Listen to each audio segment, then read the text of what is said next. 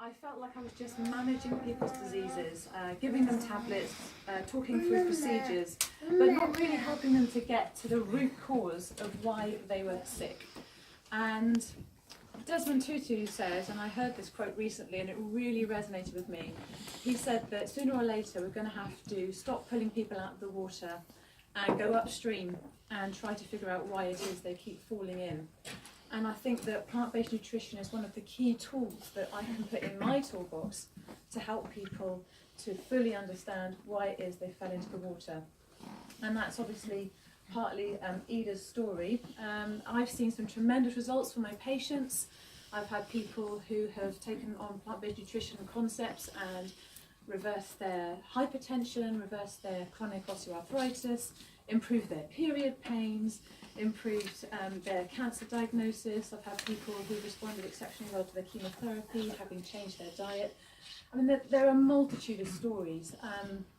I'm not saying it's a panacea. I think that everybody has unique experiences and unique illnesses in some respects, but what I can tell you is that through my practice and through plant-based nutrition, I have seen, well, what seem to be almost miraculous results for people.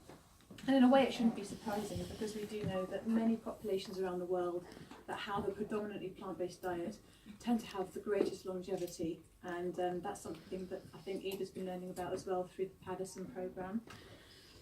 So that leads me on to Iida. I think she's going to talk to you all about her story, but I just really wanted to say huge congratulations to her, and her book is inspiring not just for people who have inflammatory arthritis, but for people who have all sorts of conditions, and as I said, that would include the top causes of death in the Western world: heart disease and cancer. So this book is for everyone who has lost someone, because I think that story is common to us all. Thank you very much. Celebrating that we finally published A Kitchen Fairytale. It's been a long time coming, but seeing it displayed here is just really surreal and awesome. A lot of you guys know my story. Sorry, can you hear me at the back? Yeah.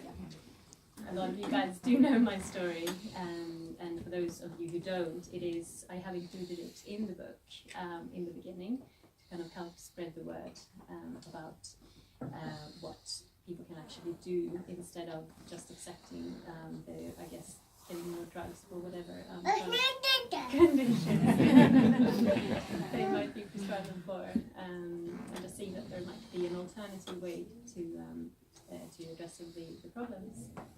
But for me, it all started just over 4 years ago.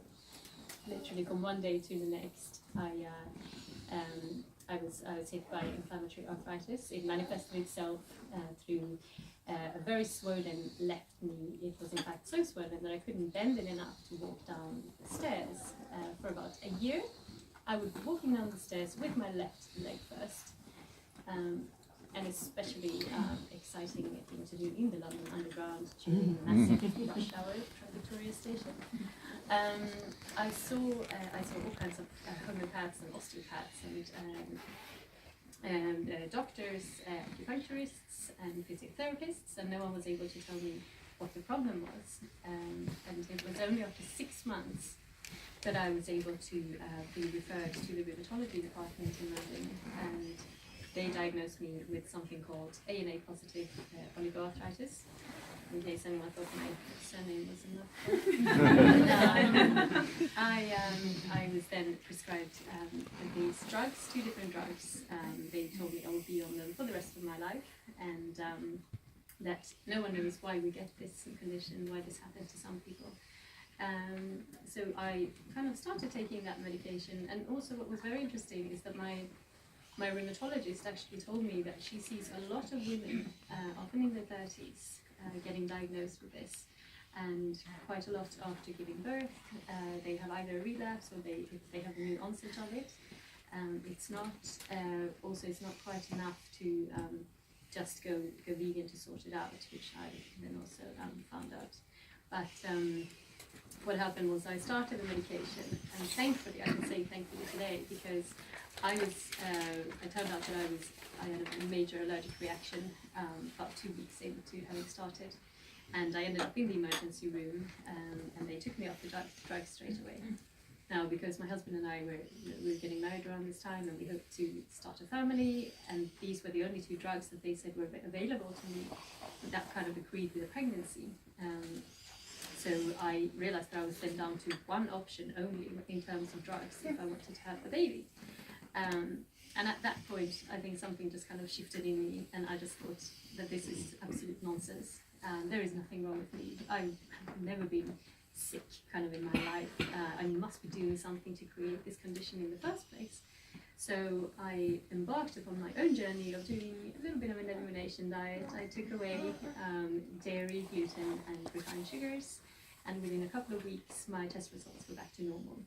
Wow. But I knew that there was still some inflammation going, so I continued researching online, and I found the Paddison Program for rheumatoid arthritis, which is very similar to what I had. They're just these different kind of, I guess, categories of inflammatory arthritis. And in that program, it's been Paddison down in Australia has identified that this is all just due to a dysfunctional digestive system. So once you heal your gut, you will be able to basically won't react to these foods anymore. So I was able to resolve the remaining inflammation through a change of diet and some specifically tailored exercises as well. And the thing is that when I then found myself on a plant-based diet, of which I knew absolutely nothing about. I had never been vegan my entire life. You know, you would have eggs or some mozzarella or pasta salad or a bit of chicken, you know, for lunch, and there would be a kind of animal products in everything. And so I had to come up with these new recipes that would still be absolutely delicious recipes that would still keep the inflammation at a very low level or completely gone. And my friends and family who tried the food, they seemed to really enjoy it, and they were asking for ideas on what to cook.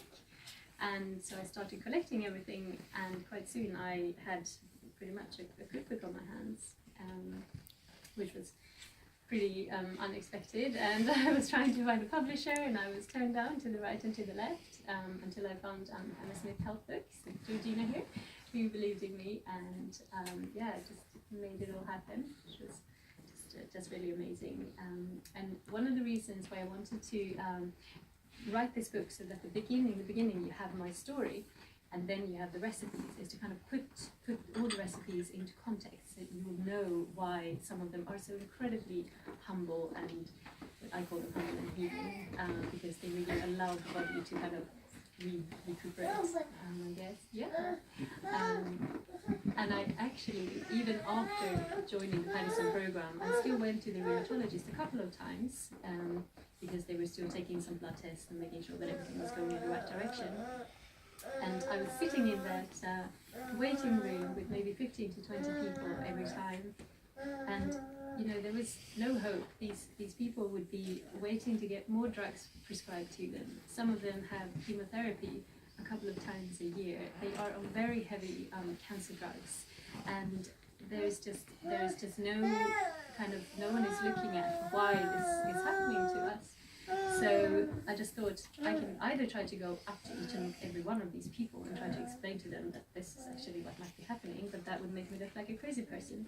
So I thought, instead, why didn't I try to write this book and put the story in together with all these colourful, bright, delicious recipes to maybe inspire and motivate people to actually want to improve the natural way.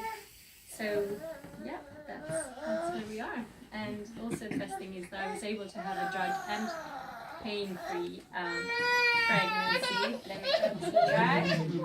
Pregnancy. And sorry. Yeah. Did you get to sushi? Good. Under no special care of any department, any rheumatology department. When I emailed my publisher, my rheumatologist, and said that I was pregnant, she just told me to keep an eye on my vitamin D levels. So here we are. This guy is plant-based as well so far. He's 15 months, and he's not you know, he's thriving, he's doing pretty good. And yeah, so just thank you so much, you guys, for being here and celebrating this day. Oh.